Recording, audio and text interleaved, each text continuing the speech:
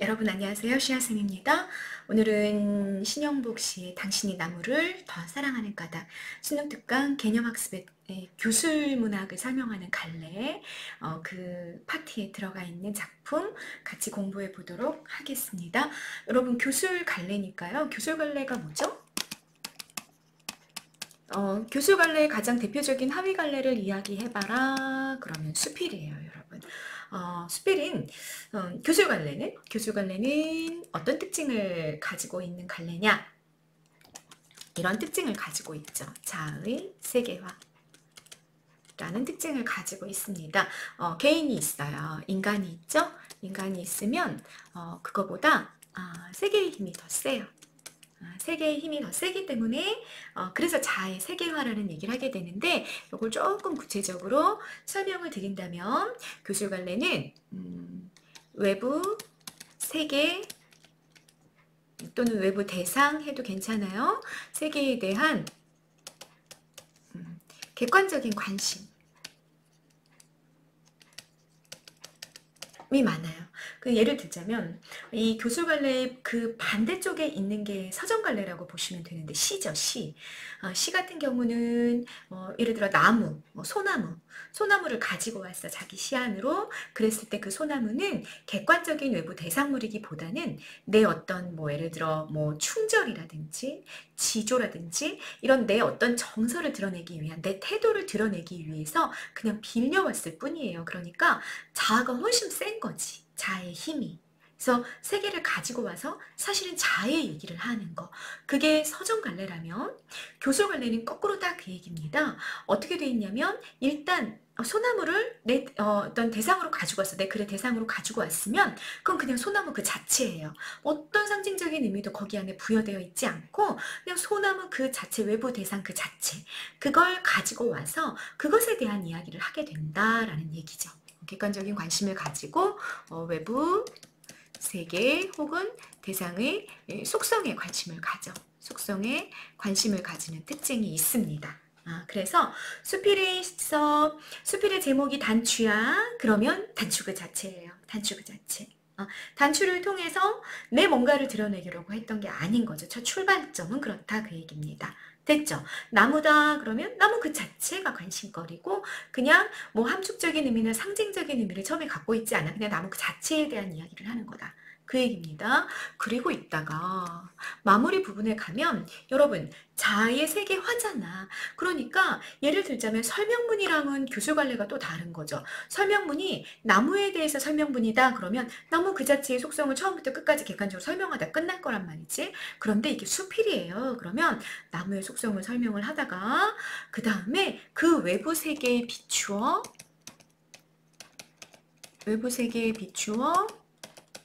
자신을 들여다봐요. 그래서 이 부분으로 가면서 성찰적이고 주관적이고 교훈적인 속성을 드러내게 되는 경우들이 대단히 많이 있습니다. 외부 세계에 비추어서, 예를 들어서 나무야. 그럼 소나무는 이렇게 이런 환경 속에서 살아가는데 나는 어떤가?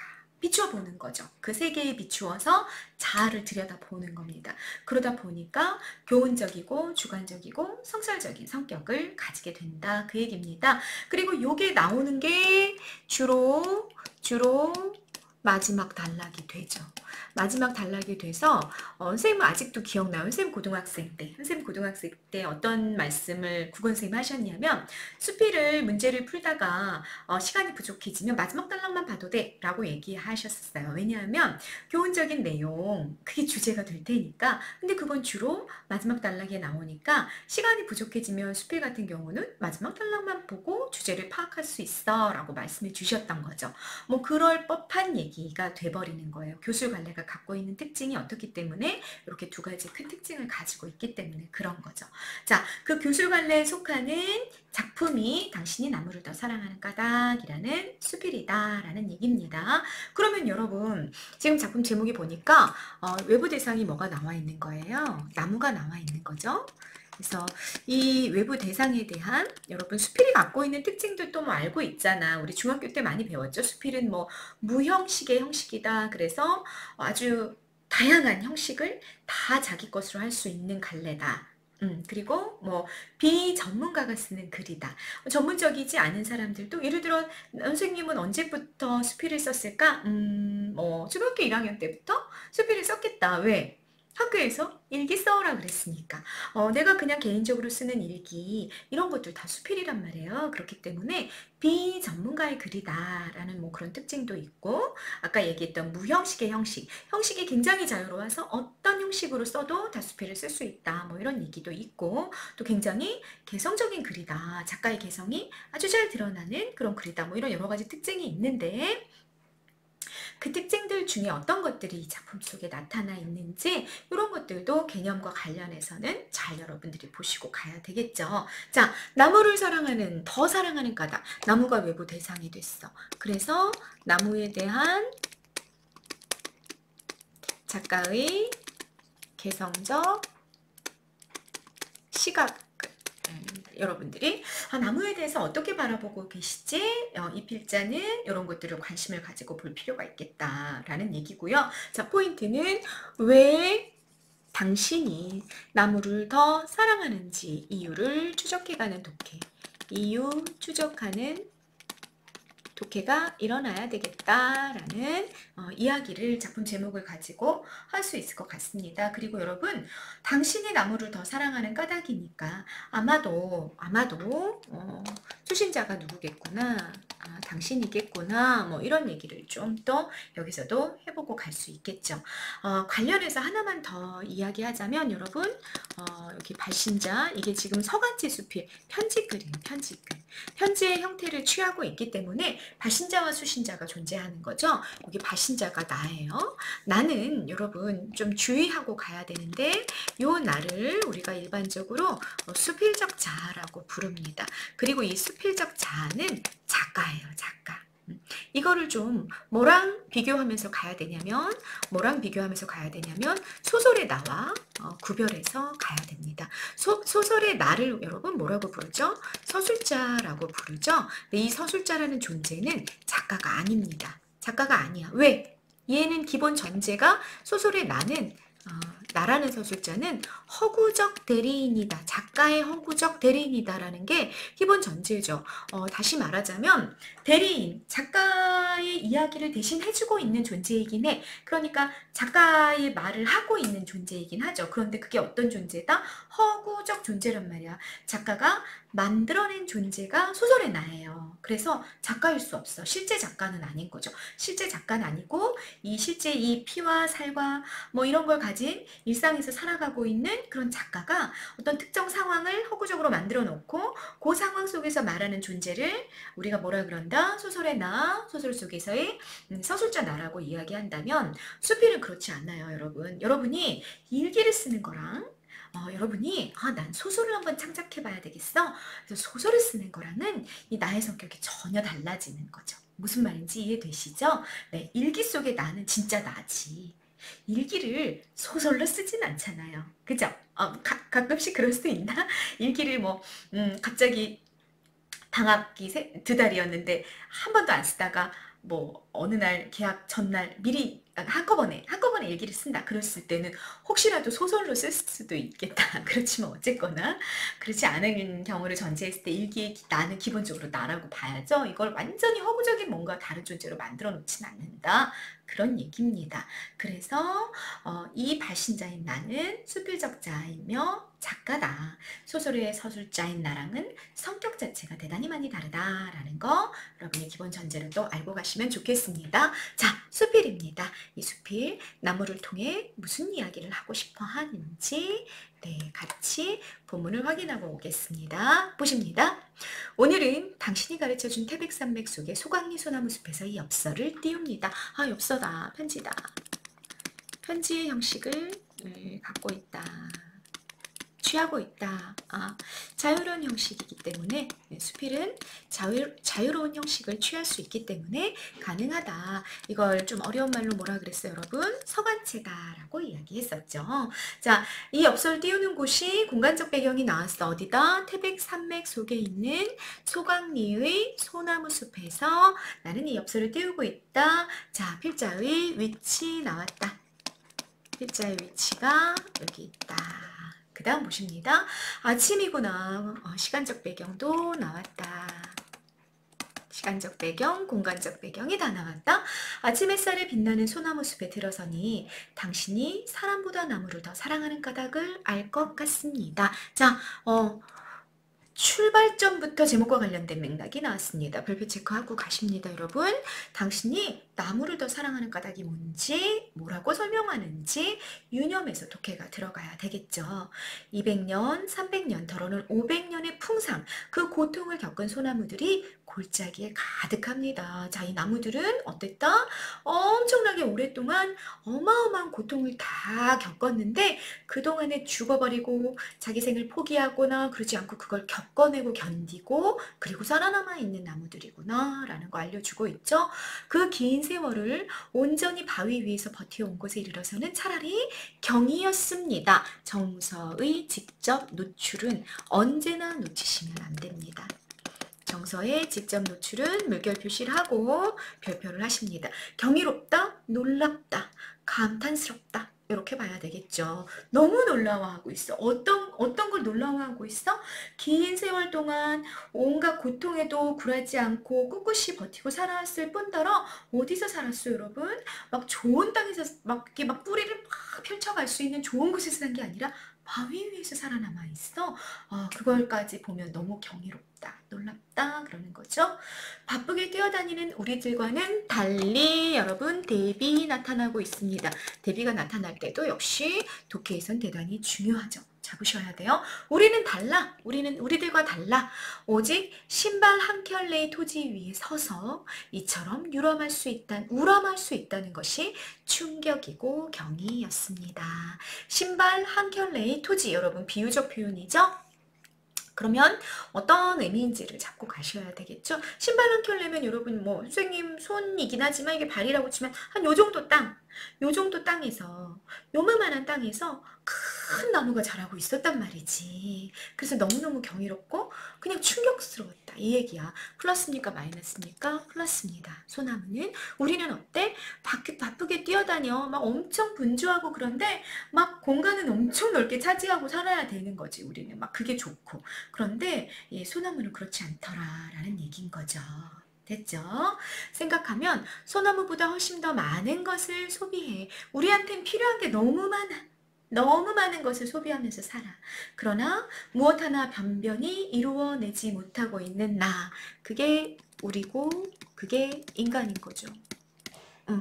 소비는 많이 하고 무엇 하나 변변히 어떤 생산적인 것들을 만들어내지는 못해. 결실은 없어. 이런 나에게 소강리의 솔숲은 마치 회초리를 들고 기다리는 엄한 스승 같았습니다. 갖다 나왔다 여러분. 지교스였고요. 회초리를 들고 기다리는 엄한 스승님이 실제로 있었어? 아니야. 얘는 보조관념이야. 무엇을 빗대고 있는 중이야? 소강리의 솔숲을 빗대고 있는 중이야. 그러니까 소강리의 솔숲이 원관념이 되겠죠. 소나무 숲에 야, 너 왜 이렇게 살고 있어? 이렇게 꾸짖는 그런 엄한 스승처럼 느껴졌었다라고 이야기하고 있는 중이에요. 왜 엄한 스승 같았어? 어떻게 살아가는 모습을 보여줬기 때문에 오랜 시간의 고난을 견디면서도 생명력을 유지하고 있었고 그리고 여기는 구체적으로 쓰여 있지 않았지만 작은 땅덩이에서 그냥 살았기 때문에 소유나 소비를 막 추구해가지고 막 더 많이 소유해야 돼, 더 많이 소비해야 돼 하고 있지 않은 존재. 그게 소나무다. 반면에 인간은 자기 이익을 위해 소비를 일삼고 있고 더 많이 소비하길 원해. 선생님 문구 욕심 있어요. 그래서 그냥 펜 막 그냥 사고 싶고 괜히 노트 괜히 사고 싶고 왜 필요 없는데 그냥 막 사려고 한단 말이지. 뭐 신발 매니아들은 막 신발장에 가면 막 엄청나게 많이 있고 막 이런 경우들이 있잖아요. 옷도 그렇고 그런 걸 자꾸 소비를 일삼는 거지. 우리가 그래서 더 우리 한 몸을 유지하기 위해서 더 많은 것들이 필요해지는 인간은 그런 삶을 살아가고 있는 거야. 결실은 없이. 이런 대비를 통해서 굉장히 반성적이고 성찰적이고 인간의 삶에 대한 비판적인 태도를 내비치면서 아, 당신이 왜 나무를 더 사랑하는지를 알겠다 이렇게 얘기하고 있는 거죠. 8번 별표가 됩니다.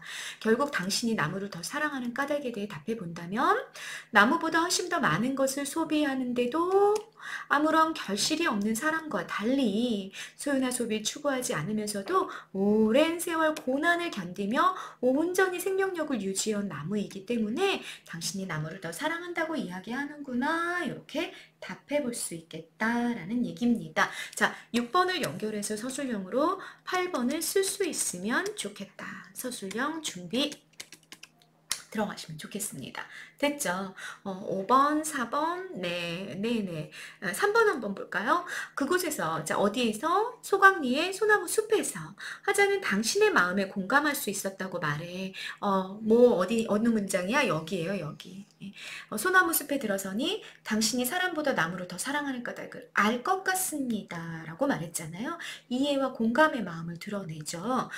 상대의 마음을 그러면서 당신이 아마 나무를 더 사랑하는 이유는 이것 때문인 것 같아 라고 뒷부분에서 이야기해 주잖아요. 그걸 통해서 우리는 당신이 어떠한 사람이다, 사람보다 나무를 더 사랑하는 사람이다 라는 걸 알 수 있고 이렇게 이런 당신이 나무를 더 사랑하는 까닭을 이렇게 정리하고 있구나 라고 정리하고 갈 수 있습니다. 자, 첫 번째 단락에 뭐가 나왔다? 필자의 첫 번째 구체적 경험이 나왔다 라는 것도 여러분 수필의 특징이에요. 수필에는 구체적인 경험이 나타나는 경우들이 많죠. 그래서 수필의 특징으로 또 2번도 별표 체크하고 염두에 두고 가시면 좋겠습니다. 자, 1번 보시죠. 별표하시고 보십니다. 당신은 그럼 누굴까? 어떤 효과가 있을까? 중요하겠죠. 이 글에서 당신은요, 사실은 당신이 누군지 구체적으로 작가가 밝히고 있지 않아요. 그래서 뭐 작가의 지인일 수도 있어, 아는 사람. 일 수도 있지만 우리가 이 글이 발표가 됐다, 수필로 발표가 됐다라는 걸 염두에 두고 봤을 때 편지의 형식을 취하고 있기 때문에 당신이란 수신자가 나오고 있지만 사실은 독자일 거다. 불특정 독자, 우리 모두 현대인 모두를 의미하고 있을 것이다 라는 추정이 가능해집니다. 이 우리 독자를 여러분 당신이라는 2인칭입니다. 너의 존칭이 되는 거죠. 2인칭 대상으로 설정하고 있습니다. 이 당신이 편지의 수신인이고요. 이런 독자 설정은 이 글의 특징인 편지글 형식, 경어체의 말투. 경어체의 말투는 여러분 여기 지금 무슨 체가 쓰이고 있어요? 하십시오체가 쓰이고 있죠. 하십시오체는 아주 높임체, 비읍니다로 끝나는 평서형 종결 형태죠. 비읍니다. 이 엽서를 띄웁니다. 알 것 같습니다. 이게 다 비읍니다잖아. 이런 거 다 뭐야? 경어체야. 존칭이야. 상대방을 높이는 말투가 되는 거죠. 이런 것과 더불어서 독자에게 뭐를 확보하게 한다? 친근감을 느끼게 해. 어떤 사람이 나를 대상으로 말을 건네고 있는데 나를 굉장히 이렇게 높여주면서 말을 막 사근사근 소곤소곤 말을 건네는 거지. 독자가 대단히 친근감을 느끼게 돼요. 그래서 작가와 독자 간의 거리가 좁아지고 공감대를 확보하게 하는 역할을 합니다. 저 사람이 나를 이렇게 극진히 대우해 주는데 내가 이렇게 친밀감을 느낄 수밖에 없고 저 사람 말에 나도 이렇게 나를 존중해 주니까 우리 다 상호적이잖아. 나도 상대방을 존중해 주면서 이야기를 듣게 되는 거죠. 그런 효과가 나타나는 당신이라는 수신자의 설정이었다라는 얘기가 되겠습니다. 됐죠? 중요한 얘기 되게 많이 됐어? 1번, 2번, 6번도 별표, 8번도 별표. 됐죠? 넘어가십니다. 어젯밤 별 한 개 쳐다볼 때마다 100원씩 내라 하던 당신의 말이 생각납니다. 어제 당신 만났었구나. 근데 어제 당신은 무슨 얘기 했냐면 야, 별 하나씩 볼 때마다 100원씩 내야 돼. 그 정도로 가치가 있어, 자연은. 이런 얘기를 했단 말이야. 자, 9번. 자연의 가치를 강조한 말입니다. 이 말은 오늘은 별이 아니라 내 눈앞에 소나무가 쫙 펼쳐져 있으니까 소나무 한 그루 만져볼 때마다 돈을 내야겠죠? 이렇게 말하는 거죠. 사실 서울에서는 그보다 못한 것을, 그보다 비싼 값을 치르며 살아가고 있다는 생각이 듭니다. 그보다 못한 것들 뭘까, 여러분? 우리가 소비하는 소비재들이죠. 소비하는 재들은 자연보다 훨씬 가치가 떨어져. 근데 그보다 비싼 값을 치르며 살아가고 있잖아요, 여러분. 그런 생각이 듭니다. 언젠가 경복궁 복원 공사 현장에 가본 적이 있습니다. 자, 두 번째 경험 나타납니다. 경복궁을 복원하는 공사 현장에 가본 적이 있대요. 일제가 파괴하고 변형한 조선의 정궁, 정통 궁궐의 기본 궁제, 궁궐 형태를 되찾는 일이 당연하다. 이거 이제서야 이루어지고 있네. 아, 제대로 됐으면 좋겠어. 이런 생각을 당연히 했던 거죠. 그러나 막상 오늘 이곳 소강리 소나무 숲에 와서는 그러한 생각을 반성하게 됩니다. 과거와 현재의 대비 나왔습니다. 과거에는 경복궁 복원 공사를 하는데 충분히 목재를 들여와서 제대로 복원해야지라는 생각을 했었던 거지. 그런데 오늘 와보게 되니까 오늘은 그 생각을 반성하게 됐어. 경복궁의 복원에 소요되는 나무가 원목으로 200만 재. 나무가 몇 그루? 200만 원목 나무를 이 기둥만 필요하잖아. 나무를 다 죽여야 되는 거지. 근데 200만 재가 필요하다는 거야. 11톤 트럭으로 500대라는 엄청난 양의 나무가, 그것도 좋은 나무가 궁궐을 복원하는 거니까 필요했겠죠. 소나무가 없어져 가고 있는 지금에 와서도 기어이 소나무로 복원한다는 것이 무리한 고집이라고 생각됩니다. 이건 오늘의 생각인 거죠. 전에는 당연하다고 생각했는데 이게 무리한 고집이라는 생각으로 바뀌었어. 수남은 소나무들이 베어져 눕혀진 광경이라니 감히 상상할 수가 없습니다. 그것은 이를테면 고난에 찬 몇백만 년의 세월을 잘라내는 것이나 마찬가지입니다. 비유 또 나왔습니다. 고난에 찬 몇백만 년의 세월이라는 거 여러분 원관념이 뭔지 알겠죠? 오랜 세월의 고난을 이겨낸 소나무의 삶을 그냥 그 오랜 세월의 고난을 이겨낸 그 생명을 사라지게 만드는 일과 마찬가지라는 생각이 들었습니다. 라는 반성적 성찰이 나오게 됩니다. 과거의 경험, 여러분 경복궁 복원 공사 현장에 갔을 때 느꼈던 그런 자기 생각, 너무 당연해. 그래야지 나무를 많이 베서 좋은 나무들 가지고 와서 궁궐 제대로 복원했으면 좋겠어. 이건 대단히 인간 중심적이고 문명 중심적인 과거의 생각이었고 플러스다 마이너스다 마이너스다라는 걸 본인이 지금 느끼고 있다라는 얘기를 하고 있는 중입니다. 됐죠? 넘어가 보십니다. 우리가 생각 없이 잘라내고 있는 것이 어찌 소나무 아니겠습니까? 설이죠. 없어도 되는 물건을 만들기 위해 없어서는 안 될 것들을 마구 잘라내고 있는가 하면 아예 사람을 잘라내는 일마저 서슴지 않는 것이 우리의 현실이기 때문입니다. 자, 이렇게 연결이 되니까 인식의 확장이 나타났다는 거. 여러분, 소나무만 이야기하고 있다가 소나무에서 인간마저 사람을 잘라내는 일마저 우리는 서슴지 않고 한다. 라는 인간 사회로 문제를 확장하기 시작한 첫 문장이 기역문장, 서리가 사용된 기역문장이다 라는 얘기고요. 없어도 되는 물건을 만들기 위해 없어서는 안 될 것들을 마구 잘라내는 거 무슨 뜻일까요, 여러분? 없어도 되는 물건, 인간이 소비하기 위해 만들어낸 인위적이고 인공적인 물건들인 거죠. 예를 들어 선생님이 노트를 많이 산다 그랬잖아. 그 노트 다 뭐로 만들었어? 이 종이 다 나무로 만든 거야. 그런데 이 노트 또는 뭐 이렇게 선생님이 학원에 있으니까 막 복사기를 돌리는데 이게 단면 복사가 나오게 되면 단면 복사 용지가 막 엄청나게 쌓여 있거든요. 이거 다 나무였어, 사실은. 없어도 되는 물건을 만들기 위해 없어서는 안 될 나무를 막 잘라내고 있었던 거지. 나무뿐만이겠어요? 우리가 만드는 이 생산품들이 모두 다 자연으로부터 원자재는 모두 다 자연으로부터 왔단 말이에요. 근데 이 자연은 사실은 우리가 사용하면 없어져 버리는 생명들인 거지. 근데 그거를 막 쓰고 있는 거, 우리가 소비하고 있는 거지. 소비를 위한 것을 위해서 없어서는 안 될 것들, 뭐야? 그 소비 때문에 사라져가는 본질적 가치들, 자연, 이런 것들을 자꾸 훼손하고 있고 우리가 망가뜨리고 있다. 그러다가 결국 어떻게 되냐면 사람까지 잘라내고 있어요. 내가 목적을 이루기 위해서 사람을 수단으로 이용하는 경우들이 이 자본주의 사회에서 또 우리가 신자유주의라고 이야기하는 이 자본의 어떤 극단의 모습, 자본주의 사회의 극단의 어떤 상황에서는 마구 일어나고 있었던 거죠. 사람이 소비의 대상이 되는 것. 이따가도 얘기하겠지만 사람이 소비의 대상이 되고 내가 목적을 이루기 위한 어떤 수단으로 사용이 되는 거야, 사람이. 그런 경우들이 우리에게 너무나 많이 나타나게 됐다. 그래서 인간 사회로까지 우리가 생각 없이 우리가 소비를 위해서 내 어떤 이윤을 위해서 이렇게 수단으로 이용해 먹는 게 나무뿐만이 아니라 자연, 나아가서는 나를 뺀 다른 사람들에게까지 확장이 되고 있는 문제점, 이런 거를 이렇게 지적을 하고 있습니다. 우리가 살고 있는 이 지구 위의 유일한 생산자는 식물이라던 당신의 말이 생각이 납니다. 아고, 잠시만요. 생산자라는 거 본질적인 존재고 가치를 만드는 자야. 우리가 생산하는 자가 없으면 사실은 소비가 불가능하잖아요. 그러니까 본질적인 가치에 해당하는 게 바로 생산하는 자입니다. 근데 그건 식물밖에 없다라고 당신이 얘기했대. 동물은 완벽한 소비자입니다. 이때 이 소비자라는 개념은 본질적이지 않은 부수적인 존재, 만들어진 가치, 다시 말해 식물에 의해 생산된 것을 사용하는 사용자가 동물이다. 그렇죠.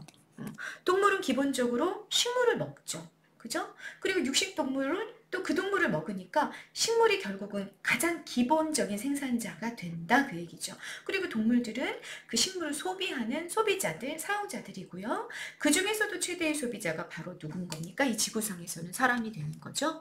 사람들의 생산이란 고작, 그러니까 사람들이 생산이라고 말해. 생산이라고 말하는데 그 생산도 가만히 들여다보면 고작 식물들이 만들어 놓은 것이나 땅속에 묻힌 것을 파내어 소비하는 것에 지나지 않아. 그러니까 사람들에게서는 생산한다 라는 개념이 적용이 될 수 있다, 없다? 적용이 될 수 없어.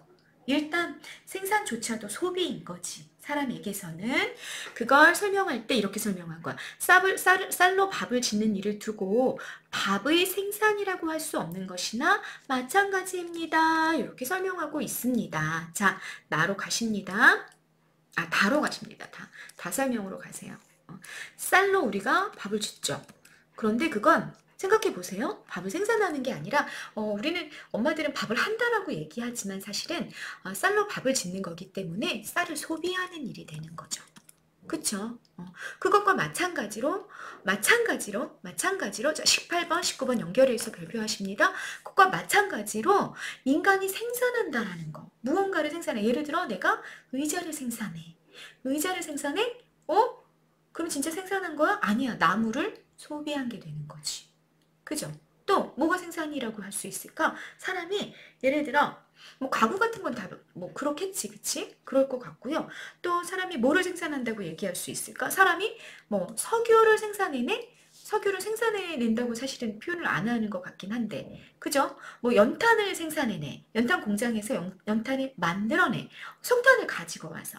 식물을 가지고 와서 만들어내는 것이니까 이것도 사실은 생산이 아니라 석탄을 소비하는 일이 되는 거란 말이지. 이렇게 인간이 하고 있는 모든 생산활동은 사실은 뭐다? 식물을 소비하는 행동이다. 뭐로 생각해보면 된다? 쌀로 밥을 짓는 걸 밥의 생산이라고 말할 수 없는 것과 마찬가지다. 이런 얘기를 하고 있는 거예요. 어떤 설명 방식이 쓰였습니까, 여러분? 유추가 쓰였습니다. 비유를 통해서 추론하게 만들어주는 방식이죠. 유추. 선생님이 한 번만 더 여기다가 유추라는 설명 방식이 중요해서 설명을 좀 하고 갑시다. 여러분, 유추. A가 있고 B가 있어요. 자, 내가 궁극적으로 말하고 싶은 거야. 궁극적으로 얘기하고 싶은 것이 있어요. 주제야, 주제. 내가 말하고 싶은 주제고 의도입니다. 의도는 이쪽에 있습니다. 근데 그게 굉장히 낯설고 추상적인 모호한 인생의 진리나 뭐 진실 같은 거란 말이지. 그래서 이거를 그냥 곧바로 얘기하면 야, 인간이 생산한다는 건 사실은 다 소비야 라고 그냥 턱 얘기를 해보면 사람들이 납득이 잘 안 되는 거야. 그게 무슨 뜻이야? 이해가 잘 안 돼. 이럴 거란 말이지. 그래서 어떻게 하냐면 유사성을 가지고 있는 굉장히 낯익고 구체적인 사례를 들어주는 거야. 얘가 보조관념이 되는 거죠. 그래서 이 사례를 통해서, 이 비유를 통해서 그래, 쌀로 밥을 하는 거는 밥을 생산한 게 아니라 쌀을 소비한 거지. 너무 잘 이해가 되는 거지. 우리가 밥은 항상 일상적으로 하는 일이기 때문에 그래서 이런 사례를 통해서 아 그래 인간이 하고 있는 모든 생산은 사실은 소비활동이겠다 라는 걸 추리하게 만들어주는 방식. 우리가 그런 걸 뭐라 그런다 여러분? 유추라고 얘기한다 라는 겁니다. 이해 다 되셨죠? 그런 유추가 여기 사용이 됐습니다. 자 계속 본문 갑니다. 생산의 주체가 아니라 소비의 주체야. 그렇게 보니까 인간이 소비의 주체며 급기야는 결국은 그게 극단으로 가면 소비의 객체, 이 객체는 여러분 대상이라는 뜻이야. 소비의 대상으로 전락되고 있다 그 얘기입니다. 이해되십니까 여러분? 여러분이 소비의 대상이 된 거 그렇게 느껴졌던 적이 혹시 있으신가요? 이럴 수 있지. 어떤 친구가 있는데 그 친구가 나를 이용했어. 자기 이익을 위해서. 그런 친구 있으면 안 되는데. 선생님 얘를 어떻게 잘못 들었나? 어쨌거나 누가 어떤 사람이 있었는데 그 사람이 내가 자기가 돈을 버는 어떤 수단으로 나를 이용한 거지. 예. 기업가들? 그럴 수 있죠. 인간 대 인간으로 대우하는 게 아니라 쟤는 나한테 돈을 벌어다 주는 수단이야. 이렇게 생각을 해보면 얘는 굉장히 그 다른 인간이 아니라 소비의 객체가 돼버리는 거야. 그랬을 때는 생명 그 자체로 존중받지 못하겠죠. 그런 일들이 비일비재로 일어나고 있는 게 이 소비 중심의 사회, 현대 문명 사회의 모습인 거죠. 그렇게 되다 보니까 자연을 오로지 생산의 요소로 규정하는 경제학의 폭력성이 이 소강리에서만큼 분명하게 부각되는 곳이 달리 없을 듯합니다. 이렇게 말하고 있는 겁니다. 자, 중요한 개념 나왔습니다. 소비의 객체로 전락했다라는 의미도 여러분 이해하셔야 되고요. 경제학의 폭력성이라는 게 뭔지도 잘 이해하고 가셔야 됩니다. 경제학의 폭력성 선생님 정리해놨어요. 23번 별표하고 가시고요. 의미가 뭐냐? 세상의 모든 것을 인간과 동등하고 고유한 가치를 지닌 존재로 바라보지 않고 사실은 뭐야? 세상의 모든 자연물 자연이야 자연. 자연은요 인간과 동등하고 고유한 생명의 가치를 가지고 있는 존재야. 아주 본질적 가치를 가지고 있는 존재죠. 식물 특히 본질적 가치의 존재야. 그런데 인간의 이익 추구를 위한 무차별적인 소비의 대상으로만 파악하는 거. 그게 바로 자연을 생산 요소로만 규정하고 그걸 나는 소비하는 대상, 내 소비의 대상이 되는 거지. 소비의 대상이며 소비의 객체로 바라보는 거. 그게 심화돼서 나 말고 다른 인간조차도 그렇게 소비의 대상으로만 파악하는 거. 생산 요소로만 규정하는 거. 그걸 우리가 뭐라 그런다? 경제학의 폭력성이라고 이야기한다라는 얘기죠. 소강리 솔숲에 와서 보니까 무수히 많은 소나무들이 보니까 이 소나무들이 너무나 귀한 가치를 가지고 있더라는 거지. 그런데 이거를 도심으로 나와서 그 솔숲에서 도심으로 딱 이동하게 되면 그게 그 가치를 상실하고 너무 그 고귀한 가치성을 본질적 가치성을 상실하고 소비의 대상이 되어버리는 그 현실. 그게 소강리 솔숲에 오니까 너무너무 충격적으로 대비를 이루면서 부각이 되게 됐다라는 얘기입니다. 됐죠? 넘어가십니다. 삼판일. 은 나무를 베는 일이래요. 근데 이거는 이제 우리 옛날부터 나무를 베야 할 때가 있었죠. 그래서 그런 직업군들이 있었단 말이야. 삼판일을 하는 사람들은 큰 나무를 베어낸 그루터기, 나무를 베고 남은 아랫부분이잖아요. 그 그루터기에 올라서지 않는 것이 불문율.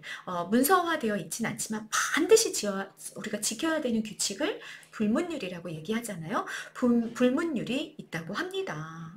네. 자, 왜 이렇게 불문율을 가지고 있었을까? 자연의 일부를 훼손했잖아. 우리 조상들은 그것에 대해 대단히 두려움을 가지고 있었고 이건 기본 전제가 뭐야? 자연에 대한 공경심을 가지고 있었기 때문에 이 두려움이 있었던 거지. 그러니까 그루터기에 올라서게 되면 벌받아.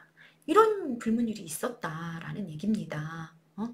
잘린 부분에서 올라오는 나무의 녹이가 사람을 해친다고 생각했던 거죠. 어찌 노하는 것이 소나무뿐이겠습니까? 또 설이 나왔다. 소나무뿐이지 않죠. 우리가 소나무만 훼손하지 않으니까 온 산천의 아우성이 들리는 듯합니다. 인간의 폭력성 때문에 경제학의 폭력성 때문에 고통받는 자연을 상징하는 표현이 온 산천의 아우성이죠. 자연이 고통받아 몸부림치고 있는 목소리가 들리는 듯하다. 라는 얘기입니다. 당신의 말처럼 소나무는 우리의 삶과 가장 가까운 자리에서 우리와 함께 풍상을 겪어온 혈육 같은 나무입니다. 비유 나왔습니다. 소나무는 뭐야?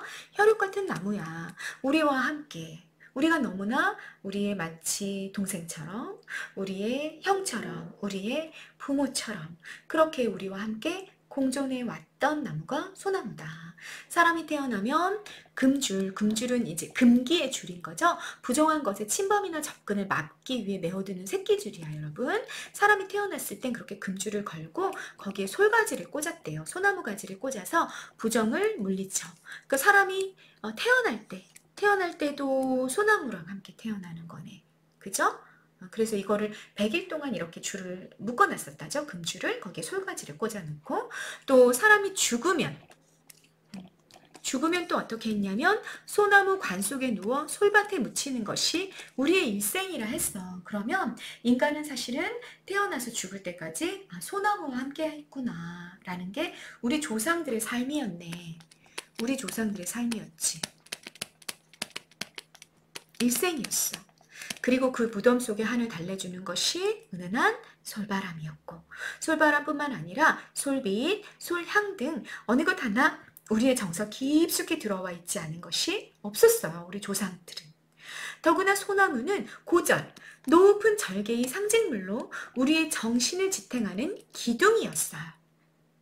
그러니까 우리의 일생이자 우리의 정신적인 가치를 대변하는 것이 소나무였다. 그러니 얼마나 소나무가 혈육 같은 나무였겠냐라는 얘기죠. 됐죠. 금강송의 고든 둥치에서 뿐만 아니라 암석지에 굽고 뒤틀린 그런 소나무에서도 우리는 고든 지조를 읽어낼 줄 압니다. 그러니까 우리에게 소나무는 굽어 있든 고든 것이든 모두 다 뭐의 상징으로 고든 지조의 상징물로 우리가 받아들이고 이해했어. 변함없는 마음을 가지고 있는 고통 속에서도 변치 않는 마음을 보여주는 상징물로 우리가 소나무를 이해해 왔었다라는 얘기입니다. 거기까지가 과거야. 오늘날은 어떻게 보고 있냐면 상품미학적 관점에서 보는 거죠.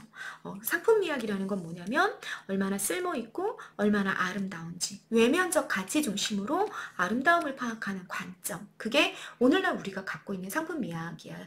이렇게 놓으면 이제 소나무도 어떤 것만 가치를 따지게 되냐면 우리한테 쓸모있는 거. 예를 들어 집을 지어야 되는데 정말 반듯한 기둥만 필요해. 그럼 그것만. 금강송이. 그 둥치만. 우리한테 이 소비재로서의 가치가 있어. 굽은 소나무의 가치가 없어. 그래서 얘는 베어내도 돼. 뭐 이렇게 그냥 없애버려도 돼. 뭐 이렇게 돼버리는 거죠. 그런 상품 미학, 효율성과 외적 가치를 중심으로 아름다움을 파악하는 소비 중심으로 아름다움을 파악하는 관점과는 전혀 다른 미학을 우리 조상들이 가지고 있었다라는 이야기 했습니다. 자, 여러분 문제 간단하게 훑을게요. 25번 선생님 만들어놨죠? 요거 14번이에요. 선생님 문제 추가하면서 고쳐졌습니다. 14번과 동일한 인식의 확장, 나무에서 인간으로의 인식의 확장이 보였었던 거 여기도 있습니다. 어디 나무뿐이겠습니까? 어찌 노하는 것이 소나무뿐이겠습니까? 이 문장에서 소나무에서 자연으로의 인식의 확장을 일으키는 문장이 있었고요. 소나무에 대한 과거의 전통 결표하고 정리하고 가십니다. 자, 이렇게 플러스였기 때문에 화자에게 과거의 소나무는 혈육 같은 소나무, 과거죠, 과거. 과거의 소나무에 대한 인식이야. 과거의 소나무에 대한 인식이 이렇게 있었다. 그런데 오늘날의 소나무에 대한 인식은 이윤추구, 소비의 대상일 뿐으로 이런 대비가 나오고 있다라는 거 보고 가시면 되겠습니다. 자, 여러분 시간이 너무 많이 흘렀어요. 글이 좀 길죠. 수필 한 편이 다 수록이 되어 있기 때문에 조금 긴 글입니다. 여기서 영상 끊고 다음 영상에서 그 뒷부분 이어서 정리해 드리겠습니다. 자, 이번 영상 여기서 마무리하겠습니다. 감사합니다.